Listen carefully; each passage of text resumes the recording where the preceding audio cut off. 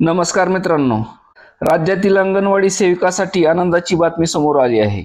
येत्या दिवाळीत सरकार अंगणवाडी सेवकांना भाऊबीज भेट देणार असल्याची घोषणा केली आहे। त्यामुळे यंदाची दिवाळी अंगणवाडी सेवकांची गोड होणार आहे। सरकारकडून महिला, विद्यार्थी, शेतकरी, तरुण तसेच दिव्यांग व्यक्ती अशा अनेकांना विविध योजना काढल्या आहेत। तसेच अंगणवाडी सेविका आणि मदतनीस यांच्यासाठी देखील राज्यातील एकात्मिक बालविकास सेवा योजना काढलेली आहे।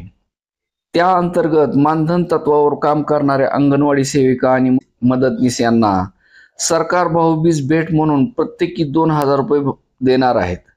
महिला आणि बालविकास विभागाने अंगणवाडी सेविकाबाबत हा निर्णय घेतला असून यासाठी 40,61,30,00,000 रुपयाचा निधी उपलब्ध करून दिला आहे। अंगणवाडी सेविकांना ही भाऊबीज भेट दिवाळीपूर्वी मिळणार असून या निर्णयाचा लाभ राज्यातील 1,10,000हून अधिक अंगणवाडी सेविकांना तसेच मदतनीसांना मिळणार आहे।